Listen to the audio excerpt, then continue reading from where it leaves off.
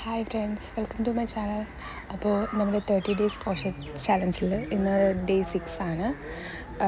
ഇന്ന് നമ്മൾ പഠിക്കുന്നത് എങ്ങനെയാണ് യാണും ഹുക്കും ഹോൾഡ് ചെയ്യുന്നത് എങ്ങനെയാണെന്നാണ് നമ്മൾ ഇന്ന് നോക്കാൻ പോകുന്നത്. റാപ്പ് നമ്മുടെ ഫിംഗറിൽ യാൺ നമ്മുടെ ഫിംഗറിൽ റാപ്പ് ചെയ്തെടുക്കണം. അങ്ങനെയാണ് നമ്മൾ യാന് ഹോൾഡ് ചെയ്യുന്നത്. എക്സാമ്പിളായിട്ട് ഇപ്പോൾ നമ്മൾ ഒരു സ്റ്റിച്ച് ചെയ്യുമ്പോൾ നമ്മളെപ്പോഴും യാൺ ഹോൾഡ് ചെയ്യുന്നത് ഇങ്ങനെയായിരിക്കും. ഇതാകുമ്പോൾ നമുക്ക് പെർഫെക്റ്റായിട്ട് വളരെ സ്മൂത്തായിട്ട് സ്റ്റിച്ച് ചെയ്യാൻ പറ്റും. ഒരുപാട് ടൈറ്റായിട്ട് ഹോൾഡ് ചെയ്യേണ്ട, കുറച്ച് ലൂസാക്കി ഹോൾഡ് ചെയ്യാം. അതുപോലെ തന്നെ നെക്സ്റ്റ് ഹുക്കാണ്. ഹുക്ക് നമുക്ക് രണ്ടായിട്ട് നമുക്ക് ഹോൾഡ് ചെയ്യാൻ പറ്റും. നൈഫ് ഗ്രിപ്പും പെൻസിൽ ഗ്രിപ്പും. നൈഫ് ഗ്രിപ്പ് ചെയ്യുകയാണെങ്കിൽ ഇതുപോലെ ഞാനിപ്പോൾ ഹോൾഡ് ചെയ്യുന്ന പോലെയാണ് ഹോൾഡ് ചെയ്യുന്നത്.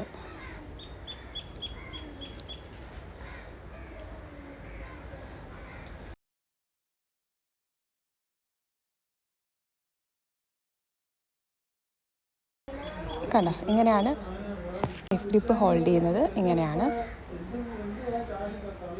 ദെൻ പെൻസിൽ ഗ്രിപ്പാണെങ്കിൽ നമ്മൾ ഹുക്ക് ഇങ്ങനെയായിരിക്കും ഹോൾഡ് ചെയ്യുന്നത്. ഞാൻ ഫസ്റ്റ് ട്രൈ ചെയ്ത് നോക്കിയപ്പോൾ എനിക്ക് കൂടുതൽ ഈസി ആയിട്ട് തോന്നിയത് ഫസ്റ്റ് ഞാൻ കാണിച്ച പോലെയാണ്. അപ്പോൾ നിങ്ങൾ രണ്ടും പ്രാക്ടീസ് ചെയ്ത് നോക്കുക. നിങ്ങൾ ചെയ്ത് വരുമ്പോൾ നിങ്ങൾക്ക് കുറച്ചുകൂടി ഈസി ആയിട്ട് ചെയ്യാൻ പറ്റുന്ന ഏതാണോ ആ ഒരു മെത്തേഡ് ഫോളോ ചെയ്യാം.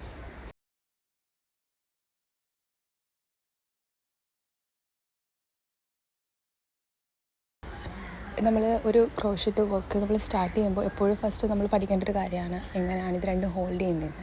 അത് ഹോൾഡ് ചെയ്യുന്നതനുസരിച്ചിട്ടായിരിക്കും നമുക്ക് വർക്ക് കുറച്ച് ഈസി ആയിട്ട് ചെയ്യാൻ പറ്റുന്നത്. നമുക്ക് ഫസ്റ്റ് ഞാൻ ചെയ്യുമ്പോഴും എനിക്കൊരു ഐഡിയ ഇല്ലായിരുന്നു ഇങ്ങനെയാണ് ഹോൾഡ് ചെയ്യുന്നതെന്നൊന്നും. അത് നാച്ചുറലി നമ്മൾ കുറേ വീഡിയോസൊക്കെ കണ്ടിട്ടാണ് പഠിച്ചത്. സോ നിങ്ങൾ പ്രാക്ടീസ് ചെയ്തിട്ട് ഏതാണോ കംഫർട്ടബിളായിട്ട് തോന്നുന്നത് ആ ഒരു മെത്തേഡ് ഫോളോ ചെയ്യാം.